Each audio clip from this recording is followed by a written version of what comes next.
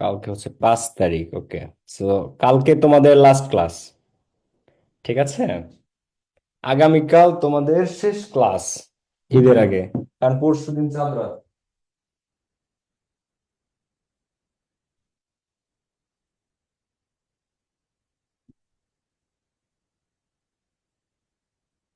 শুনো, কালকে কিন্তু তোমাদের শেষ ক্লাস, কালকে 5 তারিখ, 6 তারিখে চাঁদ রাত, 7 তারিখ কুরবানি।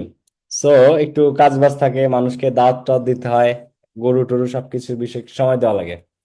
সো কালকে তোমাদের আর কি শেষ ক্লাস হবে আমি আশা করি। আহ, বাকি তোমাদের যে ক্লোজ কোচিং ক্লাসেস সেগুলো কি বন্ধ দিয়ে দিছে? বাকি যত টিচার্স আছে, ক্লাস আছে, বন্ধ হ্যাঁ, হয়ে বন্ধ গেছে? দিছে ভাই, বন্ধ দিয়ে দিছে ভাই। ওকে, অনেক জায়গায় হয়তো বন্ধ দিয়ে দিছে, তাই না?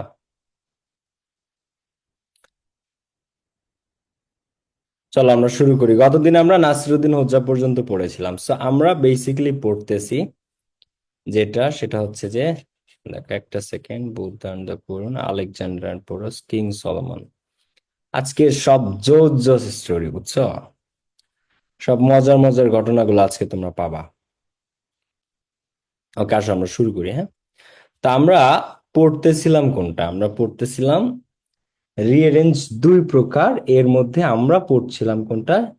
শিক্ষণীয় স্টোরি বা এডুকেশনাল স্টোরি বা গল্প কেন্দ্রিক, অর্থাৎ শিক্ষণীয় গল্প কেন্দ্রিক যে রিঅ্যারেঞ্জ গুলা, সেই অংশে আমরা গিয়েছিলাম গতদিন। তো এখান থেকে আমরা আজকে আবার শুরু করব, যে পর্যন্ত পড়েছি তারপরের অংশ থেকে আমরা কি আজকে স্টার্ট করব। তো সবাই একটু নোট, যারা করতে চাও, নোট করতে চাইলে খাতা বের করে ফেলো, ঠিক আছে? ওকে।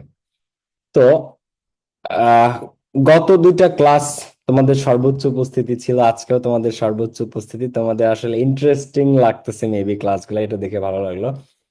সো প্রত্যেকটা ক্লাস সিরিয়ালি রেকর্ডেড আপলোড করা হচ্ছে, প্রত্যেকটা ক্লাস। তো যদি কেউ মিসও করো, যদি কেউ মিস করো, তাহলে এটা কোনো বিষয় না। আরেকটা জিনিস আমি একটু তোমাদেরকে বলি, জুমে 500 জনের বেশি ক্যাপাসিটি নিয়ে, এটা ভুলটা হয়েছে কোথায় আমি তোমাদেরকে বলি। আমরা 1000 জনের যে ক্যাপাসিটিটা, ওইটা কালকে কিনতে চাইছি বা পরশুদিন, কিন্তু এর আগে থেকে আমাদের 500টা নেয়া। তো ওইটার মেয়াদ 5 জুন পর্যন্ত। এখন ওইটার কারণে এইটা অ্যাপ্লাই হচ্ছে না। আমি নিজে কালকে বাই করেছি, আমি নিজে, আমার ডলারের কার্ড থেকে টাকাও কেটেছে, ডলার কাটছে, স্টিল ওইটা অ্যাপ্লাই হয় না এই জুমে। এটা 5 জুন, মানে কালকে 5 জুন, কালকে থেকে হয়তোবা এটা তোমরা পেয়ে যাবা। ঠিক আছে, কালকে থেকে, কালকে তোমাদের লাস্ট ক্লাস ঈদের আগে। তো এটার জন্য আমি আসলে আন্তরিকভাবে দুঃখিত, বাট 5 জুন পর্যন্ত আগেরটার মেয়াদ, যে 500 জনের মেয়াদ আগের দিন পর্যন্ত, মানে কালকে পর্যন্ত আর কি, আগেরটা যে 500 জনের লিমিটের মেয়াদ। তো কালকে থেকে হয়তো 1000 জনেরটা আমরা অ্যাপ্লাই করতে পারবো, আশা করি আমরা। ঠিক আছে, এখন দেখা যাক কি হয়, এটা নিয়ে ডোন্ট ওয়ারি। তো the master and the cook, এই স্টোরিটা। তো একবার এখন শুনো, আমরা যেটা পড়তেছিলাম আমি একটু বলি সবাইকে, যেগুলো আমরা সলভ করেছি, তারপরে এগুলা যে রিয়ারেঞ্জ দুই প্রকার মূলত। একটা হচ্ছে মহৎ ব্যক্তির জীবনী কেন্দ্রিক, একটা, আমি এত সময় কি রেকর্ড দিছি না দেই নাই? হ্যাঁ, রেকর্ড তো দিছি। হ্যাঁ, রেকর্ড দিয়েছি। হ্যাঁ, রেকর্ড দিয়েছি, শুক্রিয়া। আমি ভাবছি এত সময় আমি রেকর্ড মনে হয় দেই নাই। তো রিয়ারেঞ্জ দুই প্রকার, একটা হচ্ছে মহৎ ব্যক্তিদের জীবনী কেন্দ্রিক, আর একটা হচ্ছে শিক্ষণীয় স্টোরি বা গল্প কেন্দ্রিক। তো পরীক্ষায় সবচেয়ে বেশি আসে কোনটা? শিক্ষণীয় স্টোরি বা গল্প কেন্দ্রিকটা। তো এইটাতে আমরা ছিলাম। তো আমরা যেগুলো প্র্যাকটিস করেছি তার পরের অংশ থেকে আমরা আজকে স্টার্ট করবো, এবং সেটা হচ্ছে কি, নাসরুদ্দিন হোজা পর্যন্ত আমরা পড়েছি। এরপর হচ্ছে the master and the cook. একজন মহাজন বা মালিক আর তার কুক, তার রাঁধুনিকে নিয়ে। তো একবার এক রাঁধুনি, সে এক বড় লোক মালিকের জন্য রান্না বাড়া করে, তার এক মহাজন আছে, ঠিক আছে। সেই মালিকের জন্য রান্না বাড়া করে ওই বাড়িতে। ওই মহাজন, ওই মালিক একা, ওনার বউ বাচ্চা নাই, ওই মালিক একা আর ওই রাঁধুনি একা, ওই দুইজনই থাকে। তো একদিন ওই রাঁধুনি, পুরুষ মানুষ সে, তো একদিন রাঁধুনি একটা হাঁস রান্না করছে তার মালিকের জন্য। মালিক হাঁস কিনে আনছে বা হাট থেকে, বাজার থেকে হাঁস কিনে আনার পরে সেই হাঁস রান্না করেছে, ঠিক আছে। তা হাঁস রান্না করছে, বেশ ভালো কথা। কিন্তু রান্না করার সময় ওই রাঁধুনি নিজে যখন রান্না করে, এত সুস্বাদু দেখাচ্ছে হাঁসের রোস্টটা, যে সে রাঁধুনি আর লোভ সামলাইতে পারতেছে না। মানে নিজে রান্না করছে, নিজে রান্না করে নিজেই ফ্যান হয়ে গেছে রান্নার, নিজেই সে লোভ সামলাইতে পারতেছে না। তখন ওই রাঁধুনি কি করে, একটা লেগ, হাঁসের একটা লেগ সে খেয়ে ফেলে। হাঁসের একটা লেগ পিস সেই রাঁধুনি নিজেই খেয়ে ফেলে, মানে রাধুনি নিজেই একটা লেগ পিস খেয়ে ফেলে। ঠিক আছে, এখন রাধুনি তো নিজে খেয়ে ফেলছে। ঠিক আছে, এখন কি হবে বিষয়টা নিয়ে? এখন মিথ্যা কথা, এখন মালিক যখন খেতে বসছে, তো মালিক জিজ্ঞাসা করছে যে এর আরেকটা পা কোথায়। ঠিক আছে, এই যে যে হাঁসটা তুমি আমাকে দিছে একটা লেগ পিস, লেগ রোস্ট একটা খেয়ে ফেলে ওই হাঁসের রাঁধুনি নিজেই। মালিককে খেতে দিছে রাতের বেলা, আর মালিক খেতে বসছে। খেতে দেওয়ার পরে বলতেছে যে কি ব্যাপার, হাঁসের তো দুই পা থাকার কথা, হাঁসের এখানে এক পা কেন? তখন ওই রাঁধুনি বলতেছে তখন ওই রাঁধুনি বলতেছে যে স্যার, হাঁসের তো এক পাই থাকে। রাঁধুনি বলছে, স্যার হাঁসের তো এক পাই থাকে। কয়, হাঁসের এক পা থাকে মানে? হাঁসের কখনো তো এক পা দেখি নাই, হাঁসের তো দুই পা থাকে সম্ভবত, হাঁস তো দুই পায়ের। বলে, না না স্যার, হাঁসের কিন্তু এক পাই থাকে স্যার, আপনি জানেন না স্যার, আমি আপনাকে দেখাবো। কয়েন, দেখাবা তুমি, কিন্তু আমি তো জানি হাঁসের দুই পাই থাকে, এক পা কবে থেকে হলো? তখন বলে, স্যার আসেন আমি আপনাকে দেখাই। কিভাবে দেখাবা, চলো। তখন ওই হাঁস যখন ঘুমায়, তোমরা দেখছো কিনা, হাঁস যখন ঘুমায়, হাঁস এক পা দিয়ে ঘুমায়। মানে এক পা ও গুছায় রাখে ওর পালকের নিচে, আর এক পার উপর দাঁড়ায় থেকে সে ঘুমায়। হাঁস এক পায়ের উপর ঘুমায়। ঠিক আছে, তো এই যে যে এক পায়ের উপর হাঁস ঘুমাইতেছে, এটা দেখাইতেছে মালিককে যে ওই দেখুন, দেখেন স্যার এক পায়ের উপর ঘুমায়।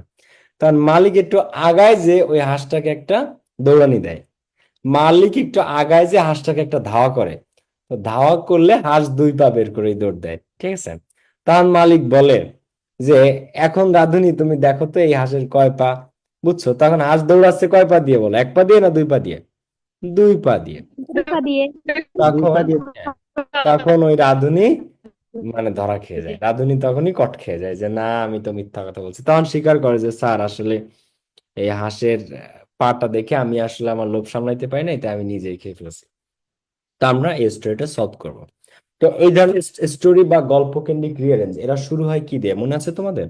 Once, once upon a time, many years ago, long ago, long long ago, এই ধরনের বিষয় দিয়ে এরা শুরু হয়। তো এটাও ব্যতিক্রম নয়, দেখো। তো এটা ওয়ান্স আছে শুরুতে, ফার্স্টে দেখো এফ নাম্বারটা। ওয়ান্স এ কুক, একদা একটা রাঁধুনি, একজন রাঁধুনি, রোস্টেড এ ডাক, একটা ডাক মানে একটা হাঁসের রোস্ট করে, ফর হিজ মাস্টার, তার মালিকের জন্য। মাস্টার মানে মালিক, তার মহাজনের জন্য। And it looked very delicious, এবং এটা খুবই ডেলিশিয়াস, খুবই সুস্বাদু দেখাচ্ছিল। এবং এটা দেখাচ্ছিল খুবই সুস্বাদু, তো এটা যাবে হচ্ছে এক নম্বরে। হুম, আলহামদুলিল্লাহ। দেখো, তো হুম, খেয়াল করো সবাই। তো ওয়ান্স এ কুক রোস্টেড এ ডাক for his master and it looked very delicious, এবং এটা খুবই কি, এটা খুবই সুস্বাদু দেখাচ্ছিল, খুবই সুস্বাদু দেখাচ্ছিল। তো এতই সুস্বাদু যে the cook could not check his temptation. Temptation মানে লোভ বা মোহ। তো এতই সুস্বাদু লাগতেছিল যে ওই কুকটা রাঁধুনি তার টেম্পটেশন, তার লোভ আসলে সামলাইতে পারতেছিল না। অ্যান্ড এবং এইট খেয়ে ফেলে অন অফ দ্য ড্রামস্টিক্স, এবং ওর যে ড্রামস্টিক রান, রানের একটা পিস সে খেয়ে ফেলে, মানে লেগের রানের একটা পিস, ড্রামস্টিক মানে রানের পিস, রানের অংশ। তো ওটার একটা সে খেয়ে ফেলে, তার টেম্পটেশন, লোভ সামলাইতে না পেরে। তার লোভ সে সামলাতে পারে না, লোভ সামলাতে না পেরে সে একটা খেয়ে ফেলে। তো এরপরে মাস্টার আসে, মহাজন আসে, মহাজন খেতে বসতে চায়, খেতে দেয় তাকে। তো দ্য মাস্টার কেম, এরপরে মালিক আসে টু হ্যাভ হিজ মিল, তার খাবারটা খাওয়ার জন্য মালিক আসে। এরপরে মালিক এসে কি চায়, মালিক এসে তার খাবারটা খেতে চায়। মালিক এসে খাবারটা খেতে চায়, তো মালিক যখন খাবারটা খেতে চায়, নোটিসড করে যে one of the legs missing. মালিক খেতে বসে দেখেছে কিরে, হাঁসের একটা পা তো missing. One of the legs missing, বাসায় তো আর কেউ নাই। আমি একা খাবো, আমার জন্য রান্না করছে, তাহলে হাঁসের এক পাটা গেল কোথায়? Noticed on of the legs missing, দেখে দুইটা লেগের মধ্যে একটা লেগ মিসিং আছে, হাঁসের একটা লেগ পাওয়া যাচ্ছে না, কি রে লেগ গেল কই? তো হি আস্কড, মালিক জিজ্ঞাসা করে, মালিক জিজ্ঞাসা করে যে কোথায় সেই লেগ পিসটা, what had happen to the other leg, যে অন্য পাটা কোথায়। তখন মালিক হি আস্ক, সে জিজ্ঞাসা করে যে হোয়াট হ্যাড হ্যাপেন্ড, কি ঘটেছে, টু দ্য আদার লেগ, অন্য হাঁসটার সাথে কি হয়েছে বা অন্য হাঁসটা কোথায়। হাঁসের যে অন্য একটা পা আছে সেই পাটা কই। ঠিক আছে, তো the cook was more than clever. তো রাঁধুনিটা ছিল অনেক বেশি চালাক, চালাকের থেকেও বেশি কিছু। The cook was more than clever, রাঁধুনিটা ছিল অনেক চালাক, অনেক চালাক। ঠিক আছে, রাঁধুনি তো খুব চালাক। তখন সেই রাঁধুনি বলে কিছু একটা, তো সে বলে কি বলে রাঁধুনি? তো রাঁধুনি বলে যে that it was A on leg ডাক, স্যার এটা ছিল এক পায়ের হাঁস। হি রিপ্লাইড দ্যাট, রাঁধুনি বলে যে ইট ওয়াজ এ অন লেগ ডাক, এটা ছিল, এটা স্যার এক পায়েরই হাঁস। বা এখানে তো পুরো স্টোরিটা নাই, যে সংক্ষেপে বলছে, বলে যে স্যার এই হাঁসের তো একটা পাই ছিল, এবং সব হাঁসের তো স্যার একটা করেই পা থাকে। ঠিক আছে।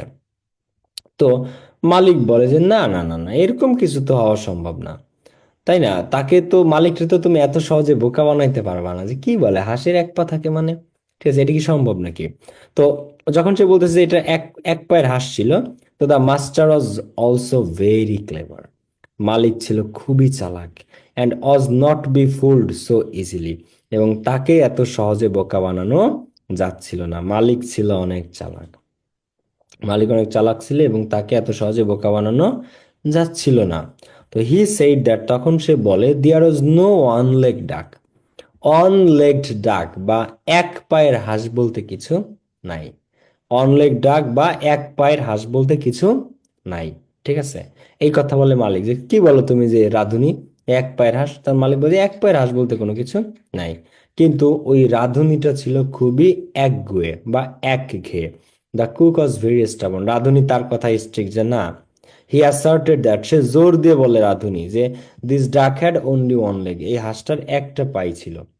রাধুনী জোর করে, মানে অ্যাসার্টেড, জোর দিয়ে বলে যে না না স্যার, এখানে একটাই পা ছিল স্যার এটা। ঠিক আছে, তো এটা অর্ধেক স্টোরি দেয়া হয়েছে মূলত এখানে, বাকিটুকু এখানে দেয়া নাই। ঠিক আছে, বাট এটা ফুল স্টোরি না, পুরাটা এখানে দেয়া হয় নাই। তো গল্পটা কি বোঝা গেছে ভাইয়া? পুরা গল্পটা কি তোমরা বুঝতে পারছো নাকি বুঝতে ভাই পারো? অনেকজন ভাই প্লাস মজা, বুঝতে পারলাম, বুঝতে পারছি ভাই, অনেকজন একদম ইজিলি বুঝতে আচ্ছা, পারছি ভাই। সো এরপরে আসো, দেখো মাদার তেরেসা, এটা ওরকম স্টোরির তেমন কিছু নাই মাদার তেরেসার মধ্যে, বাট উনি একজন বিখ্যাত নারী ছিলেন, এবং যে নোবেল পুরস্কার পেয়েছে নোবেল শান্তিতে 1979 সালে। বর্তমান সময়ে মাদার তেরেসার মতো মানুষ পৃথিবীতে আছে কিনা আমার জানা নেই, বাট চলো আমরা শুরু করি। হুম তো আমি জাস্ট এটা তোমাদেরকে পড়াই, পড়ানোর মধ্যে দিয়ে তোমরা অনেক কিছু জানতে পারবা। ঠিক আছে, যে তার ইন্ডিয়া আসা সহ দ্বিতীয় বিশ্বযুদ্ধের সোলজারদের সেবা দেওয়া সহ সবকিছু তোমরা এখানে জানতে পারবা। তো you have heard the name of mother Teresa, তোমরা হয়তো মাদার তেরেসার নাম শুনে থাকবে, তোমরা হয়তো মাদার তেরেসার নাম শুনে থাকবে, এটা হচ্ছে এক নম্বরে আসলো। তোমরা হয়তো মাদার তেরেসার নাম শুনে থাকবে, you have heard the name of mother Teresa, mother তেরেসার নাম হয়তো তোমরা শুনে থাকবা যারা এখানে আসো। তারপরে কি, শি ওয়াজ বর্ন, তার জন্ম যুগোস্লাভিয়াতে, ইন 1910, তার জন্ম 1910 সালে কোথায়? যুগোস্লাভিয়াতে। যুগোস্লাভিয়া ছিল সেই সময় সোভিয়েত ইউনিয়নের আন্ডারে, বর্তমান সময় যেটা রাশিয়া বলো, এটা ছিল সব সোভিয়েত ইউনিয়ন ভেঙে এরা অনেকগুলো দেশ হয়ে যায়। যেমন যদি সাপোজ ধরো ভারত যদি ভেঙে যায়, এখন ভারত 29টা স্টেট আছে কারেন্টলি, তো যদি ভারত ভেঙে যায় তাহলে 29টা দেশ হয়ে যাবে। এরকম যুগোস্লাভিয়া ভেঙে ভেঙে এরকম, মানে সোভিয়েত ইউনিয়নও ভেঙে যুগোস্লাভিয়া, চেকোস্লোভিয়া, সার্বিয়া, বসনিয়া, এরকম অনেকগুলো দেশ হয়ে যায়, ইউক্রেন।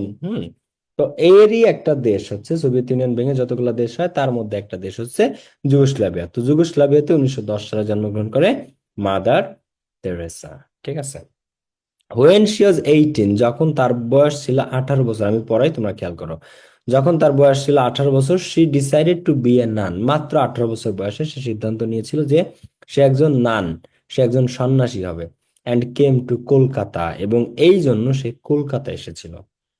মাদার তেরেসাকে কিন্তু আমরা মাদার হিসেবে চিনি, মানে সন্ন্যাসী হিসেবে চিনি। আচ্ছা, মাদার কাদেরকে বলে মনে আছে তোমরা? বিদেশের বা ফরেন মুভিজ গুলোতে, বিদেশি মুভিগুলোতে দেখবা নানদের, চার্চের যারা নান তাদেরকে মাদার বলে। আর যদি তারা পুরুষ হয় তাদেরকে ফাদার বলে। খ্রিস্টান চার্চের যদি, যে চার্চের যারা তত্ত্বাবধানে থাকেন তারা যদি ফিমেল হয় তাদেরকে মাদার বলে, যদি মেল হয় তাদেরকে ফাদার বলে, আর যারা সেবিকা আছে তাদেরকে সিস্টার বলে। ঠিক আছে, নটরডেম কলেজে আছে, ওরা ফাদার বলে কিছু কিছু শিক্ষককে। ওকে। তো when she was 18 she decided to be a nun and came to Kolkata, এবং সে কলকাতা এসেছিল। তো দিয়ার সেই কলকাতা আসার পরে she became a teacher of a school in Kolkata. Kolkata এসে সে কলকাতা একটা স্কুলের শিক্ষক হয়। কলকাতার একটা স্কুলে যখন সে আসে, সে আসার পরে সে কলকাতার একটা স্কুলের শিক্ষক হিসেবে সে নিয়োগ পায়, শিক্ষক হয়। তো শিক্ষক হলেও এটা নিয়ে সে স্যাটিসফাইড ছিল না। উনি আসলে অনেক মন নরম থাকা একটা মানুষ। কিছু কিছু মানুষ থাকে যাদের মন অনেক নরম থাকে। তো দেখো, তো সে সোর, তো সে শিক্ষকতা হিসেবে যোগ দেওয়ার পরে সে প্রতিজ্ঞা করেছিল তো ডেডিকেট হার লাইফ, তার জীবন তাকে সে উৎসর্গ করে দিবে for the cause of helpless and poor people, অসহায় এবং দরিদ্র মানুষকে সাহায্য করার জন্য সে তার জীবনকে উৎসর্গ করে দিবে। তো সে প্রতিজ্ঞা করেছিল, শপথ করেছিল টু ডেডিকেট হার লাইফ, তার জীবনটা সে উৎসর্গ করে দিবে for the cause of helpless, অসহায় এবং গরিব মানুষের জন্য, তাদের প্রয়োজনে সে তার জীবনকে উৎসর্গ করে দিবে। তো এরপরে যখন সে এই ডিসিশনটা নেয় এবং সে কাজ করা শুরু করে, তো শীঘ্রই তার এই যে মানব সেবার কাজগুলা, her activities for the service of mankind, মানব জাতির সেবায় তার কার্যক্রমগুলা স্প্রেড, ছড়িয়ে পড়ে অল ওভার দ্য ওয়ার্ল্ড। তো যখনই সে তার জীবন উৎসর্গ করতে চায় যে না, আমি আমার জীবনটা এই জন্য উৎসর্গ করতে চাই, অসহায় দরিদ্র মানুষদের জন্য, এটা ভেবে এই সিদ্ধান্ত নিয়ে যখন সে কাজ করা শুরু করে, তখন সে পুরো পৃথিবীতে তার মানবতার যে সেবায় যে কার্যক্রমগুলো, এটা ছড়িয়ে পড়ে, স্প্রেড মানে ছড়িয়ে পড়া, অল ওভার দা ওয়ার্ল্ড, সারা পৃথিবী ব্যাপী। ঠিক আছে।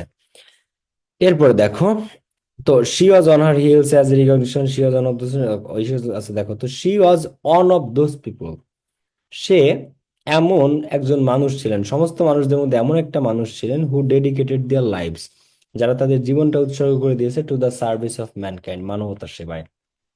সে ওই সব মানুষদের মধ্যে একজন ছিলেন যে তার জীবনটা উৎসর্গ করে দিছে মানবতার সেবায়, ডেডিকেটেড দেয়ার লাইভস, যারা তাদের জীবনটা উৎসর্গ করে দিছে to the service of mankind, মানব জাতির সেবায়, যারা তাদের জীবন উৎসর্গ করে দিয়েছে। আচ্ছা, এরপরে as a recognition to her service, তার সেবার স্বীকৃতি হিসেবে she was awarded the Nobel prize, তাকে নোবেল পুরস্কার দেওয়া হয়, এটা তোমরা সবাই জানো, 1979 সালে মাদার তেরেসাকে শান্তিতে নোবেল পুরস্কার দেয়া হয়। এখন এর পাশাপাশি সে আরো একটা পাইছে, she was also given Bharat Ratna award in the following year, পরের বছর মানে আসন্ন বছরে সে ভারতরত্ন পুরস্কারও পায়। তো she was on her hills, সে তার হিলের উপর দাঁড়িয়েই, মানে তার জুতার উপর দাঁড়িয়েই, হ্যাঁ, ফর হার সেলফলেস সার্ভিস, সে নিঃস্বার্থভাবে সেবা দিয়ে যাচ্ছিল টু ম্যানকাইন্ড, মানব জাতিকে, even at her old age, এমনকি তার বৃদ্ধ বয়সেও। তো সে তার বৃদ্ধ বয়সেও হিল থেকে নামে নাই, হিল পায়, জুতা পায়, মানে সে চেষ্টা করে গেছে সব সময় আজীবন মানব জাতির সেবায় সেলফলেস, নিঃস্বার্থভাবে কাজ করে যাওয়ার জন্য, সেলফলেস সার্ভিস, নিঃস্বার্থভাবে সেবা দিয়ে যাওয়ার জন্য টু ম্যানকাইন্ড, মানব জাতিকে, even at her old age, তার এই বৃদ্ধ বয়সেও। ঠিক আছে, পুরোটা আচ্ছা মাদার তেরেসা একটা স্টোরিটা মাঝে মাঝে আসে, তাই তোমাদেরকে আমি পড়াই দিলাম। এইবার এবার একটা ইন্টারেস্টিং স্টোরি, একটা ছোকরা, ছোকরা বলতে একটা ছেলে, ধরো যার বয়স মনে করো 17-18 বছর, তোমাদের বয়সী হতে পারে, একটা ছেলে। এখন সে অনেক ভাবুক, ছেলেটা অনেক ভাবুক, সে অনেক কিছু ভাবে, তার মনে অনেক কিছু করতে চায়। তো ছেলেটা হঠাৎ করে তার জ্ঞান তৃষ্ণা অনুভব করতেছে, সে জ্ঞান তৃষ্ণা, সে জ্ঞান অর্জন করতে চায়। ছেলেটা জ্ঞান অর্জন করতে চায়। এখন জ্ঞান অর্জন করতে কি লাগে মানুষের? গুরু লাগে। কি লাগে? গুরু, একজন গুরুর কাছ থেকে জ্ঞান অর্জন করতে। আগে মানুষ গুরুর কাছ থেকে শিষ্যত্ব গ্রহণ করতো, হ্যাঁ, শিষ্যত্ব গ্রহণ করে তারপর গুরুর কাছ থেকে জ্ঞান অর্জন করতো। তো ওই ছেলেটা একজন এরকম গুরুর কাছে গিয়েছে। ছেলেটা ছেলেটা একটা গুরুর কাছে গেছে। এখন গুরুর কাছে, এখন উনি আবার খুবই বিখ্যাত জ্ঞানী, হ্যাঁ, খুবই ফেমাস একজন শিক্ষক ছিলেন, গুরু ছিলেন। তো তার কাছে যে বলতেছে যে গুরু, আমি আপনার শিষ্যত্ব গ্রহণ করতে চাই, আমি আপনার কাছ থেকে শিষ্যত্ব গ্রহণ করে আপনার শিষ্য বানান আমাকে, আমি আপনার থেকে শিষ্য হয়ে জ্ঞান অর্জন করতে চাই, আমি আপনার শিষ্যত্ব গ্রহণ করে আপনার থেকে জ্ঞান অর্জন করতে চাই। এখন এত বিখ্যাত টিচার, এত ফেমাস, এত জ্ঞানী একজন মানুষ, হুম, তার কাছে একটা ছোকরা ছোকরা মানে একটা অল্প বয়সী ছেলে, 16, 17, 18 বছর বয়স, সে যে যদি বলে আমি জ্ঞান অর্জন করতে চাই, আমাকে জ্ঞান দান করুন, আমাকে জ্ঞান দান করুন, গুরুতে কি করবে? করবে না, সবাই কি করবে না? রাইট। তো গুরুর চিন্তা করে, আচ্ছা ঠিক আছে, একটা ছেলে আসছে, সে বলতেছে সে জ্ঞান অর্জন করতে চায়, আমি একটা কাজ করি, আমি একটু ছেলেটাকে আগে টেস্ট করে দেখি, আমি একটু কি করি, ছেলেটাকে আগে টেস্ট করে দেখি। আচ্ছা কিভাবে টেস্ট করবে? তখন উনি বলে যে আচ্ছা ছোকরা শোনো, তুমি আমার শিষ্য হইতে চাও, আমি তোমাকে আমার শিষ্য বানাবো যদি তুমি আমার একটা প্রশ্নের উত্তর দিতে পারো, যদি তুমি আমার একটা প্রশ্নের উত্তর দিতে পারো, একটা, যদি এই প্রশ্নের উত্তর দিতে পারো তাহলে আমি তোমাকে আমার শিষ্য বানাবো। তখন ওই ছোকরা বলে যে ঠিক আছে স্যার, বলেন। ঠিক আছে গুরু, আপনি বলেন কোন প্রশ্নের উত্তর দিতে হবে, আমি রেডি। ঠিক আছে। তখন সেই গুরু বলতেছে ঠিক আছে, তুমি আমাকে বলো যে আল্লাহ কোথায় থাকে, সৃষ্টিকর্তা কোথায় আছে, সৃষ্টিকর্তা কোথায় আছে এটা তুমি আমাকে বলো। যদি এই প্রশ্নের উত্তর তুমি দিতে পারো তাহলে তোমাকে আমি জ্ঞান দান করবো, তোমাকে আমি শিষ্য বানাবো। বলো যে গড কোথায় আছে, বা সৃষ্টিকর্তা কোথায় আছে। তখন ওই ছোকরাটা বলে যে গুরু, আমি আপনার এই প্রশ্নের উত্তর দিব যে সৃষ্টিকর্তা কোথায় আছে, আমি আপনার এই প্রশ্নের উত্তর দিব যে সৃষ্টিকর্তা কোথায় আছে, কিন্তু তার আগে আপনি আমাকে বলেন, আপনি আমার একটা প্রশ্নের উত্তর দেন যে সৃষ্টিকর্তা কোথায় নাই, সৃষ্টিকর্তা কোথায় নাই। তো ওর গুরু ওরে জিজ্ঞাসা করে যে আপনি, যে তোমাকে আমি শিষ্য বানাবো, তোমাকে আমি শিষ্য বানাবো যদি তুমি আমার একটা প্রশ্নের উত্তর দিতে পারো। প্রশ্নটা কি? বলো যে সৃষ্টিকর্তা কোথায় আছে। তখন শিষ্য বলে যে গুরু, আমি আপনার এই প্রশ্নের উত্তর দিব, তার আগে আপনি আমার একটা প্রশ্নের উত্তর দেন, বলেন যে সৃষ্টিকর্তা কোথায় নাই, কোন জায়গায় সৃষ্টিকর্তা নাই, শুধু আপনি আমাকে এটা বলেন, তাইলে আমি আপনারে বলবো যে সৃষ্টিকর্তা কোথায় আছে। তো এই প্রশ্নের উত্তর শুনে গুরু বুঝে যায় যে না, ছোকরাটা অল্প বয়সী হলেও তার মধ্যে কিছুটা হলেও জ্ঞান আছে, সে, আমি যদি তাকে জ্ঞান দান করি সে জ্ঞানটা নিতে পারবে, সে এটা ধারণ করতে পারবে। তখন ওই গুরু তার খুবই খুবই মানে প্রশংসা করে এবং তাকে তার শিষ্যত্ব দেয় এবং তাকে শিষ্য বানায়। ঠিক আছে। তো গুরু খুবই খুশি হয় এবং খুবই বিস্মিত হয় যে বাহ, ছেলেটার মধ্যে জ্ঞান আছে। ঠিক আছে। এই হচ্ছে বিষয়টা, যে প্রশ্নটা হচ্ছে এরকম ছিল যে তুমি বলো সৃষ্টিকর্তা কোথায় আছে। ও বলে যে গুরু, আমি আপনার এই প্রশ্নের উত্তর দিব, আপনি আগে বলেন যে সৃষ্টিকর্তা কোথায় নাই। মানে সৃষ্টিকর্তা ইজ এভরিওয়্যার, আল্লাহ রাব্বুল আলামিন ইজ দি অলমাইটি, সে সব জায়গায় সর্বত্র। আচ্ছা। তো once a lad went to a famous teacher, একবার এ ল্যাড মানে ছোকরা। ঠিক আছে। তো তোমরা কি এই গল্পটা বুঝতে পেরেছো ভাইয়াপুরা, নাকি বুঝতে পারো নাই? বলো তো, এটা কি ক্লিয়ার? বুঝতে পারছি ভাইয়া। ক্লিয়ার ভাইয়া। তো অনস এ ল্যাড, এখন এক ছোকরা, went to a famous teacher, একজন বিখ্যাত শিক্ষকের কাছে যায়, একটা বিখ্যাত শিক্ষকের কাছে যায়। ঠিক আছে, একটা ফেমাস টিচার, ফেমাস টিচারের কাছে আর কি, বিখ্যাত একজন শিক্ষকের কাছে কে যায়? একটা ছোকরা যায়, বেশ ভালো কথা। তো সে কেন যায়? তো সে গিয়ে হি এক্সপ্রেস হিজ ডিজায়ার, সে তার আকাঙ্ক্ষা প্রকাশ করে, টু অ্যাকুয়ার নলেজ, জ্ঞান অর্জনের জন্য। তো অন সে ল্যাড, একতা একটা ছোকরা একটা বিখ্যাত শিক্ষকের কাছে যায়, সে গিয়ে তার আশা, তার আশা ব্যক্ত করে, হি এক্সপ্রেসেস ডিজায়ার, তার আশা ব্যক্ত করে টু অ্যাকুয়ার নলেজ, জ্ঞান অর্জনের জন্য। সে জ্ঞান অর্জন করতে চায়, এই আশা সে ব্যক্ত করে। তো হি বেগড টু ইনস্ট্রাক্ট হিম, সে অনেক অনুনয় বিনয় করে, বেগ মানে ভিক্ষা করা, কিন্তু বেগ মানে আবার ভিক্ষা সব জায়গায় না, অনুনয় করা, বিনয়ের সাথে বলা। ভিক্ষা কি চায় মানুষ? হ্যাঁ ভাই ভিক্ষা দিন, হ্যাঁ ভাই ভিক্ষা দিন, এইভাবে ভিক্ষা চায় না। ভিক্ষা চায় কি? অনুরোধ করে, অনুনয় বিনয় করে মানুষ ভিক্ষা চায়। তো এইভাবে, তো he begged to instruct him in arts and science, তো সে খুব অনুনয় বিনয় করে বলে যে তাকে যেন আর্টস আর সায়েন্স, কলা এবং বিজ্ঞানের বিষয়, আর্টস এবং সায়েন্সের জ্ঞান দান করা হয়, তাকে যেন এই ব্যাপারে শেখানো হয়, নলেজ শেখানো হয়। তো শিক্ষক, এত ফেমাস শিক্ষক, সে তো চাইলেই কারো শিষ্য বানাবে না, জ্ঞান দান করবে না। তখন ওই টিচারটা উইশড, গুরু ইচ্ছা করে তার যে to find out the ability of the boy, ছেলেটার অ্যাবিলিটিটা একটু ফাইন্ড আউট করা দরকার, ছেলেটার অ্যাবিলিটিটা একটু দেখা দরকার। টিচার ভাবে যে আচ্ছা এই ছেলে জ্ঞান অর্জন করতে আসছে, ওর অ্যাবিলিটিটা একটু ফাইন্ড আউট করা দরকার, যে দেখি ও কতটুকু জ্ঞান রাখে, দেখি তো ও কতটুকু জ্ঞান রাখে। ঠিক আছে, এটা হচ্ছে টিচার মনে মনে ভাবে। তখন টিচার প্রশ্ন করে, ডিরেক্টলি প্রশ্ন করে যে হি asked him where God is. তুমি বলো গড কোথায়, তুমি বলো সৃষ্টিকর্তা কোথায় আছে, হোয়ার গড ইজ। এখন এইখানে কিন্তু একদম সংক্ষিপ্ত ভার্সন, গল্পটা কিন্তু এখানে একেবারে সংক্ষিপ্ত ভার্সন আছে। ঠিক আছে, তো এটাকে তুমি ফুল গল্প ধরলে ভুল হবে, এটা ফুল গল্প না, একবারে সংক্ষিপ্ত ভার্সন থাকে, কারণ 10টা সেন্টেন্সে পুরো গল্প বলতে হবে।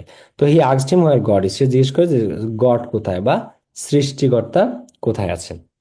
তখন দ্য ল্যাড রিপ্লাইড দ্যাট, তখন ওই ছোকরাটা উত্তর দেয় যে হি উড অ্যান্সার, সে এই প্রশ্নের উত্তর দিবে, ইফ হি উড টেল, যদি শিক্ষক তাকে বলে হোয়ার হি ইজ নট, যে সৃষ্টিকর্তা কোথায় নাই। ওই ছোকরাটা রিপ্লাইতে বলে যে সে এই প্রশ্নের উত্তর দিবে তার আগে টিচার যদি তাকে বলে যে সৃষ্টিকর্তা কোথায় নাই, এইটা একটু আগে আপনি বলেন। যদি আপনি বলেন যে সৃষ্টিকর্তা কোথায় নাই, তাহলে আমি আপনার প্রশ্নের উত্তর দিব।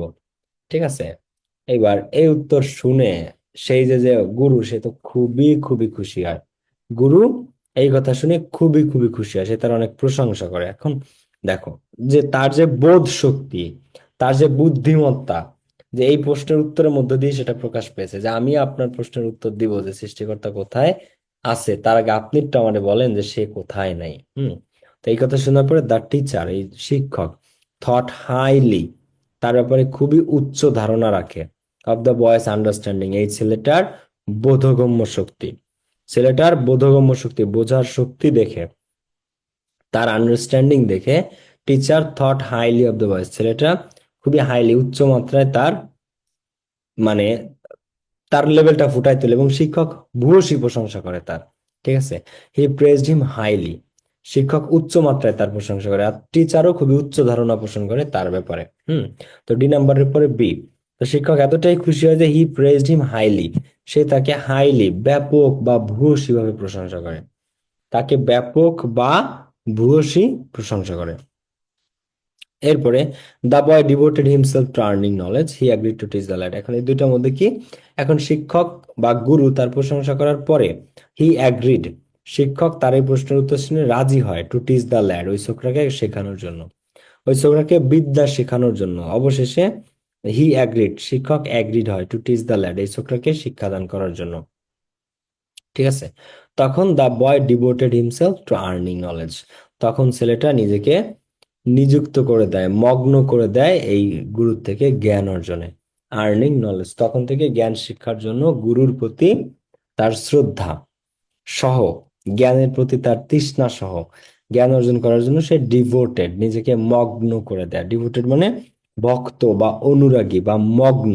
ঠিক আছে, সে পুরোপুরি মগ্ন হয়ে যায়, নিজেকে সঁপে দেয় আর্নিং নলেজ, জ্ঞান অর্জনের জন্য। গ্রেপস আর সোর, আঙ্গুর ফল টক, একটা খ্যাকশিয়ালের কাহিনী, অতটা ইম্পর্টেন্ট না। আচ্ছা, এরপরে আসো Buddha and the poor woman, খুবই খুবই অ্যামেজিং একটা story, Buddha and the poor woman. আচ্ছা, গৌতম বুদ্ধ তখন, এখন শোনো একটার স্টোরি আবার একটা প্রেক্ষাপট আছে। গৌতম বুদ্ধ কিন্তু অনেক অনেক তাকে আহ, বুদ্ধ ধর্মেরা দেবতা মনে করেন। ঠিক আছে, গৌতম বুদ্ধের সম্পর্কে, এবং তার অনেক অবদান আছে।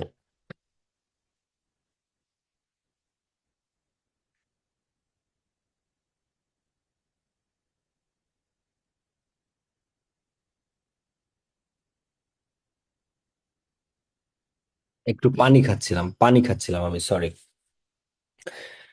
তো গৌতম বুদ্ধ তখন চারপাশে তার নাম ডাক, গৌতম বুদ্ধ বুদ্ধদের কাছে তখন চারপাশে তার খুব নাম ডাক, যে গৌতম বুদ্ধ নামে একজন আছেন, এবং গৌতম বুদ্ধ হচ্ছে আমাদের দেবতা।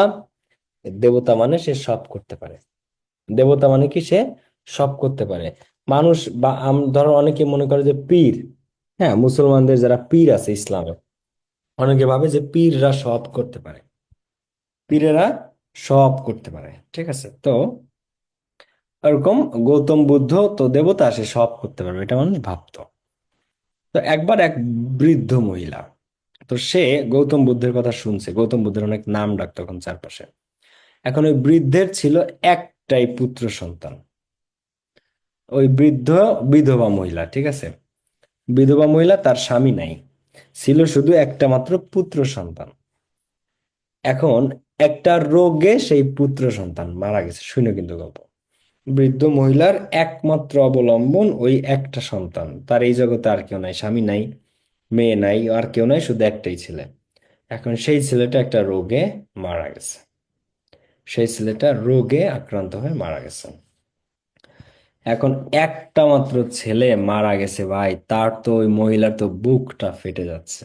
বৃদ্ধ মহিলা, কোনোভাবে তার মন মানছে না। তখন সে শুনছে যে গৌতম বুদ্ধের নামে গৌতম বুদ্ধ নামে একজন ব্যক্তি আছেন এবং সে সব পারেন।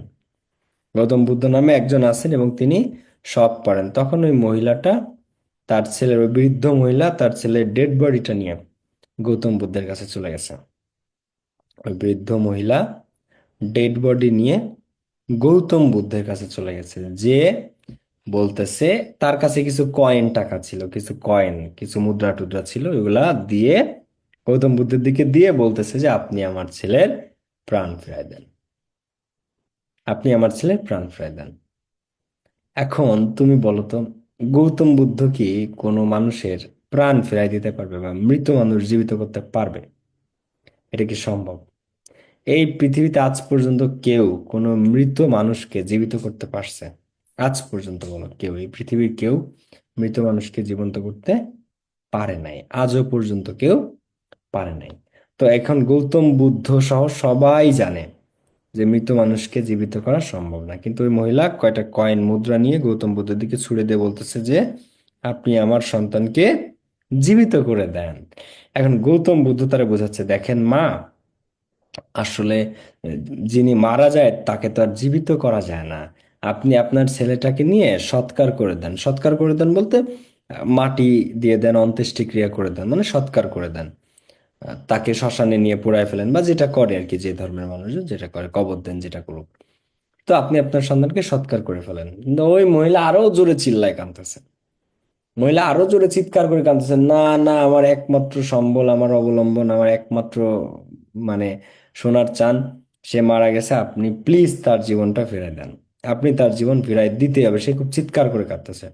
তো গৌতম বুদ্ধ আবার তাকে বুঝায় যে দেখেন মা, এই পৃথিবীতে মৃত্যু আমাদের সবাইকে বরণ করতে হবে, আমরা সবাই একদিন মারা যাব, আমরা সবাই একদিন মারা যাব। তো আপনি আসলে যেটা ভাবছেন যে মরা মানুষকে জীবিত করা যায়, এটা সম্ভব না। আপনি আপনার সন্তানের লাশটা নিয়ে সৎকার করে দেন। মহিলা মানে না, মহিলা আবার চিৎকার করে কান্দে। গৌতম বুদ্ধ আবার বুঝায়, মহিলা আবার কান্দে। গৌতম বুদ্ধ আবার বুঝায়, মহিলা আরো জোরে কান্দে চিৎকার করে। মহিলা ভাবতেছে যে গৌতম বুদ্ধ তার ছেলের প্রাণ ফিরাই দিতে পারবে, সে পারবে, কিন্তু সে করতে চাচ্ছে না, এটা ভাবতেছে ওই মহিলা। মহিলাটা ভাবতেছে যে গৌতম বুদ্ধ মনে হয় প্রাণ ফিরাই দিতে পারবে, কিন্তু আমার ছেলে বলে দিচ্ছে না। কিন্তু গৌতম বুদ্ধ মনে হয় প্রাণ ফিরাই দিতে পারে, এটা ভাবতেছে ওই মহিলা। কিন্তু এটা তো আসলে কেউ পারে না এই পৃথিবীতে। গৌতম বুদ্ধ পারবে, ডোনাল্ড ট্রাম্প পারবে, পুতিন পারবে, ইউনূস পারবে, শেখ হাসিনা, কেউ পারছে? কেউ পারবে? কেউ পারবে না, কেউ পারবে না। তখন গৌতম বুদ্ধ আবার বুঝায়, ওই মহিলা আরো চিৎকার করে গড়াগড়ি খেয়ে কাঁদতেছে, না আপনি পারবেন, আমার ছেলের প্রাণ আপনার ফিরাই দিতেই হবে। তখন ফাইনালি, অবশেষে গৌতম বুদ্ধ বলে যে মা, ঠিক আছে, ঠিক আছে, আপনার ছেলের প্রাণ ফেরায় আনা সম্ভব, আপনার ছেলের প্রাণ বাঁচানো সম্ভব, যদি আপনি একটা কাজ করেন। বলে, কি কাজ? আমি করতে রাজি, আপনি বলেন কি কাজ। কয়, হ্যাঁ, একটা কাজ আছে, যে কাজটা যদি আপনি করেন তাহলে আপনার ছেলের প্রাণ ফেরানো সম্ভব। একটা কাজ আছে, যে কাজটা যদি আপনি করেন তাহলে আপনার ছেলের প্রাণ ফেরানো সম্ভব। তখন ওই মহিলা বলতেছে যে কি কাজ? তখন গৌতম বুদ্ধ বলতেছে, আপনাকে এমন একটা বাড়ি থেকে এক মুঠো শস্য আনতে হবে, যে বাড়িতে আজ পর্যন্ত কেউ কোনোদিন মারা যায় নাই। তা আপনাকে এমন একটা বাড়ি থেকে এক মুঠো শস্য আনতে হবে, যে বাড়িতে আজ পর্যন্ত কখনো কেউ মারা যায় নাই। যদি এমন একটা বাড়ি থেকে এক মুঠো শস্য আনতে পারেন, তাহলে তাহলে আপনার মানে সন্তানের প্রাণ আমি ফিরাই দিতে পারবো। তখন ওই মহিলা বলে ঠিক আছে। তখন ওই ছেলের লাশটা গৌতম বুদ্ধের ওইখানে রেখে ওই মহিলা চলে যায়। তো প্রথমে এক বাড়িতে যায়, যে বলে যে আচ্ছা আপনাদের বাড়িতে কি আজ পর্যন্ত কেউ মারা গেছে? যদি মারা যে না থাকে তাহলে আমাকে এক মুঠো শস্য দেন।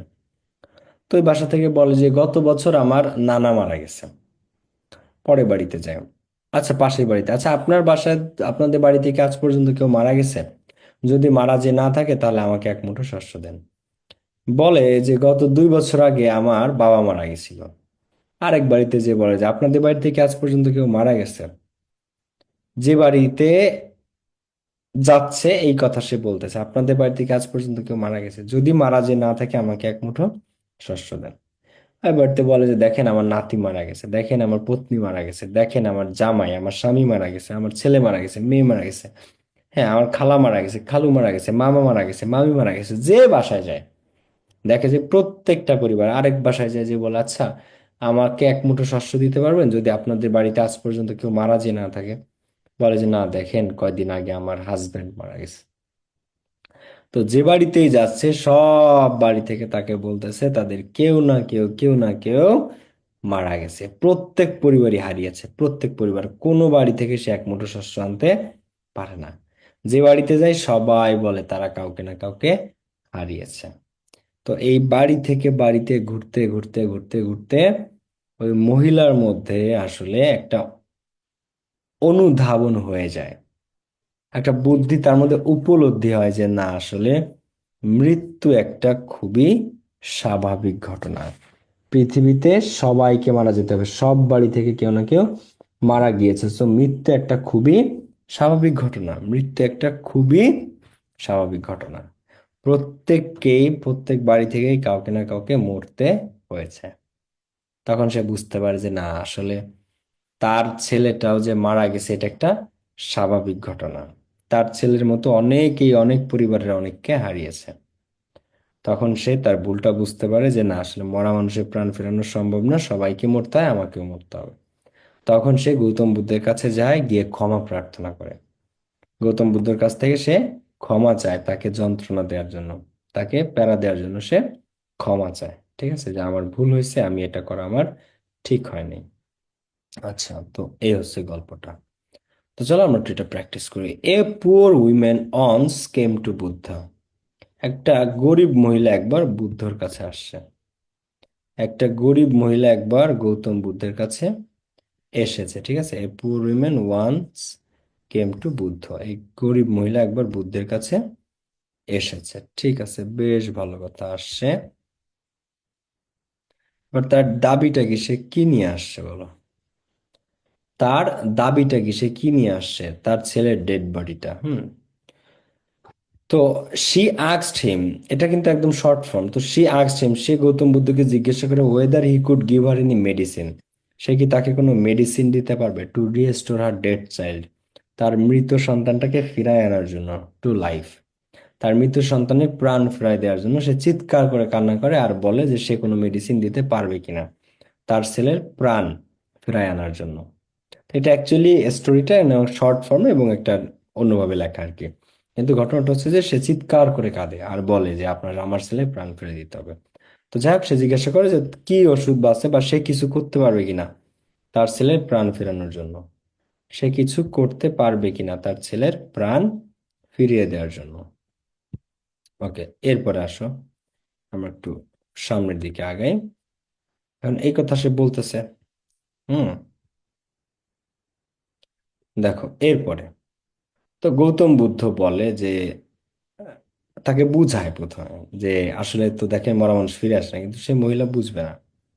মহিলা বুঝ মানবে না, সে বুঝ মানা মহিলা না, সে বুঝ মানবে না। ঠিক আছে, তখন ওই গৌতম বুদ্ধ ওনার কান্নাকাটি চিৎকার চেঁচামেচি দেখে দা হলি ম্যান ওয়াজ টাচড, এই লোকটা অত্যন্ত ব্যথিত হয়। By the great sorrow of the women, ওই মহিলার এত দুঃখ দেখে সে অনেক ব্যথিত হয়। ওই মহিলার দুঃখ দেখে গৌতম বুদ্ধ ব্যথিত হয়, কিন্তু সে তো কিছু করতে পারছে না। কিছু কি করা যাবে? কিছু করা তো আর যাবে না, মরা মানুষ তো ফিরে আসে না। তো সে চিৎকার করতেই আছে করতেই আছে। তো ওই মহিলা দুঃখ লাগতেছে গৌতম বুদ্ধর, কিন্তু সে কি করবে, মহিলা চিৎকার করেই যাচ্ছে। সে বুঝতে চাচ্ছে না যে তার ছেলে আসলে ফিরে আসবে না। তখন গৌতম বুদ্ধ কি করে, হি টোল্ড হার, সে ওই মহিলাকে বলে দ্যাট যে দেয়ার ওয়াজ অনলি ওয়ান মেডিসিন, শুধুমাত্র একটা মাত্র, দেখো, অনলি ওয়ান মেডিসিন, একটা মাত্র মেডিসিন আছে, হুইচ কুড রিভাইভ হার সান, যেটা তার ছেলে প্রাণ ফিরাই দিতে পারে। এমন একটা মাত্র মেডিসিন আছে, ঠিক আছে? অনলি ওয়ান মেডিসিন যেটা তার পুত্রের প্রাণ ফিরাই দিতে পারে।